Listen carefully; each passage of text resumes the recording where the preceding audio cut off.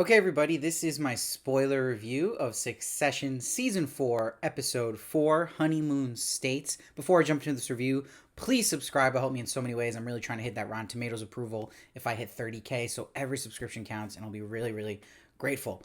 So I'm just going to run straight through this episode. There's a lot going on, but this episode had me so excited for what's already happening and what's to come, and it just confirms how happy I am that they had decided at this early in the season to have Logan pass, because this show desperately needed something to be like a bomb drop that lets everyone now not be sheltered anymore, because at the end of the day, Logan was the glue keeping the family together. He was also the safety net for the show in a sense too, that like they can always go back to, at the end of the day, Logan is on top and nothing's going to move fully yet. Now that he's gone, the doors have been blown off, and it's so fascinating already to see everybody working for their own agenda without having that one consistent thing in Logan being there.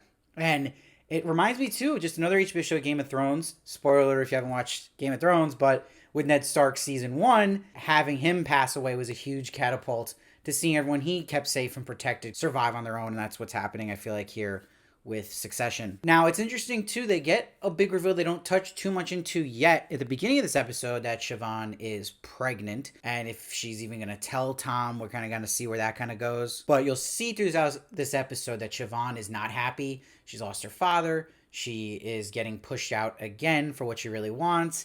She's already had problems with Tom, and now she's pregnant, which she definitely doesn't want to be, so a lot going on for her. What I love they did in this episode is little tiny things that are huge payoffs later on. And a big example of that for me was when Hugo was on the phone with his daughter and he's like, "You're taking a strap on and F me right in the ass," which Kendall will overhear that exact line walking by him, and that will pay off huge at the end when we find out what's going on with Hugo, which we're going to get to. And what's also interesting is they finally brought Marcia back in the picture. She's a character a lot of people have been asking about, like, what's she really been doing? Is she going to be a player again? And clearly she's been waiting for this moment and is making a statement in this episode. She's terrifying.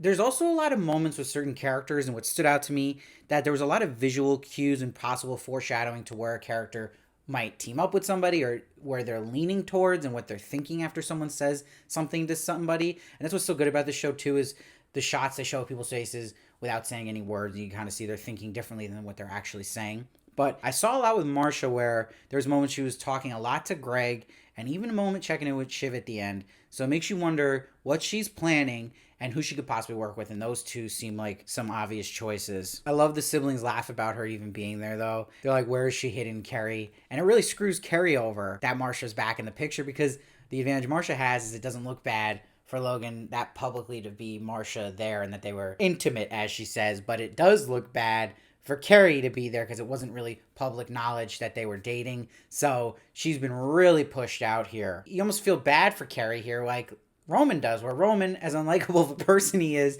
he has moments where he is kind, and he was to Carrie here, and that Carrie was like, you know, he was going to go public, Logan. It was so close, and she just wants to go upstairs and see if there was anything, and they're not even letting her. Marcia has pushed her out. Now, Roman, per usual, has some hysterical lines this episode, really memorable ones. I also like him talking about that he prepared for this, that he pre-grieved. And I know actually people who've talked like this before, so it's nice to see a show actually touching on that. I love, though, when Greg is comforting them. Roman's like, "We're not playing chutes and ladders. Our dad just died." Great line. But what's also interesting with Roman is that we know he's got the close relationship with Matsson, and he didn't answer Matsson's original call, which you know he wanted to, but his siblings are right there, so they made him wait. And that's going to, I believe, hurt them in the long game here, because I am getting bad vibes with Matsson right now since Logan died and what they're actually planning here. So something fishy is going on with them. And it probably would have been a better approach to Roman by himself just talking and answering right when Matsson called. And I love that Matsson's team didn't even mention sorry for your loss when they called. They just say, "Oh, bad one," later in the conversation when they mention it to them. And they feel upper hand too, because they want them to come to them in the next 24 hours, even though they're the grieving family. Not only is everything so well done with the siblings, but it's really, really a standard episode for the old guard. I like that they all basically want a different CEO, and they're talking about maybe putting an angle that the kids aren't capable of running the company. I love when they find the document later, they're talking about possibly, hypothetically, jokingly flushing it down the toilet. And one of my favorite moments was when Tom says he wants to be CEO, and Carl says what the board would ask him and talk about him, and he says they're gonna think you're a clumsy interloper and no one trusts you. Only guy pulling for you is dead, and now you're married to ex-boss's daughter and she doesn't even like you. You're effed. And it's so harsh, but it's so true about Tom. This is what I've been saying about Tom all season, that he's just been going down. His ship has been sinking this whole season. But he's not out, because we see he's desperately going around to all the siblings and saying he's willing to serve. This is like his Hail Mary time here. But I will mention what I was talking about with visual cues, that when he talks to Roman, scoffs him off, but he does hit a nerve with Roman because he said that his dad liked him the most and he was the recent one he had chose to help. So Roman, when Tom's walking away and isn't looking at him, Roman is in deep thought about what Tom said. So you have to make note of things like that, and that there could be something that comes full circle here with Tom and Roman. I also thought it was fascinating with Connor and Marcia, and also showing about Marcia's character is how quickly she makes a deal with Connor, just selling the penthouse, and she spit handshake. So it really shows Marcia does not mess around and she's a quick mover. I also think it's pretty important with Kendall's character that he's talking to a therapist now. It seems small, but I think it makes sense in his character arc and that he's finally growing a little bit. I don't know if he's going to collapse and burn at the end of the day, and this is very temporary, but it is interesting. But I love when Hugo tells Ken about what happened with his daughter selling a bunch of stock of Waystar hours before it went public, that Logan died. And he's like, well, did you talk to her that day? And he's like, it was a total coincidence. That was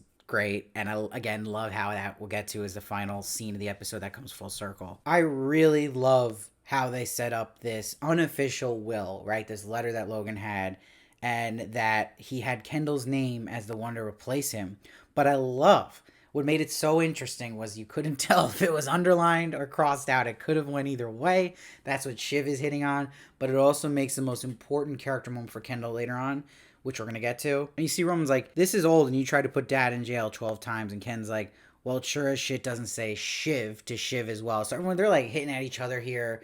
And I think it's interesting because let's say we're looking at the angle that his dad really meant to underline it, that it makes sense because when Kendall and his dad last season were talking to Adrian Brody's character, that he still was saying good things about his son. And that I think he, at the end of the day, still always respects Kendall.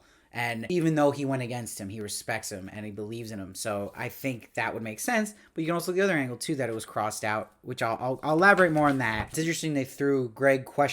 Also on sheet. And he's like, so does this mean I'd be his number 2? So I wonder what you guys think. Like, do you think he actually wanted to put Greg as a thought there, that he would be someone important? I think definitely, but I'm curious what you guys think on that. And it's so interesting he did not even mention Roman and Shiv on this letter. So that it's got to really sting. I am curious what's going to happen and just this feeling of the season right now, because there is some accusations out there about Nicholas Braun, the actor who played Greg. I have no speculation on that. That's not what I do here. But I do think, as a critic, I'm wondering what that will mean, if that's going to put like a weird thing going on here with the show.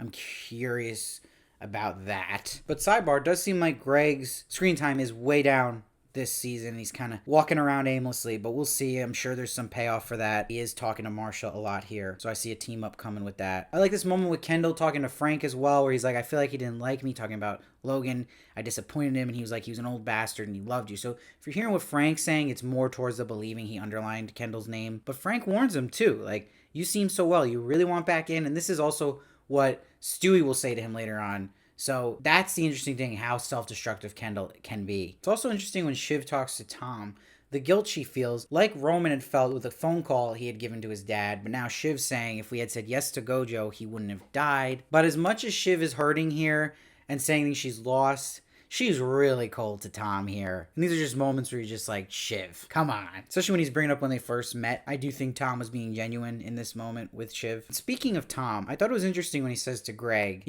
Logan died trying to get his phone out of the toilet and Carl blocked it. So he's like, so they say. So he says, lived on Wonder Bread and steak fruits, hadn't had a shit for 20 years. So that's interesting. It makes you wonder too what really happened, if we can learn more about that and the circumstances around his death. Was it the voicemail from Roman? Was it something else? I'm curious what your theories are on that. Now you see Kendall, in his own way, is trying to round up troops for his support. And there's a moment where he's trying to talk seriously with the siblings. And I love that Connor tells him that Marcia sold him the place, and Roman has the best line of the episode. Let's all move in, grow old together, and share a bed like Charlie in the Chocolate Factory. I died at that. And I love during all this, Kendall just snaps. He's like, let's talk about it. So you see that other side of Kendall that's a lot like his father. And Roman just has, shortly after, another great line where Kendall's like, you're not pulling for Gare Bear? And he says, no, I'm done helping old ladies cross the street. Even just reading it, it's so funny. But you see what Shiv and Rome agree on is they both don't want it just Ken. They want more than that. And Shiv wants it to be her with Ken. Rome wants it to be him with Ken. And this is where you see the total different reaction that Ken has to the idea of Rome and to Shiv. And they always go with Shiv has no experience, she's not ready, and that doesn't play well. And this is where you feel for Shiv and that she always gets screwed over in these situations. And she's like, I did the strategic review, and Ken says that was daddy make work. Just brutal. So this really has to be the last straw for Shiv with this stuff, especially, again, I'm talking about so many close-ups with her and how angry she is when they're all talking about Roman and Ken being the new CEOs. It's not going to be enough for her just to be the third wheel that's in the background. And Rome screwed over here too, because he was the one also like, it cannot be three the angle of that, but it still screwed Shiv over. And they keep talking this episode, downplaying it. Like Ken's like, yeah, it's just a holding position. You know, we'll do the deal with Matsson and then we'll get out.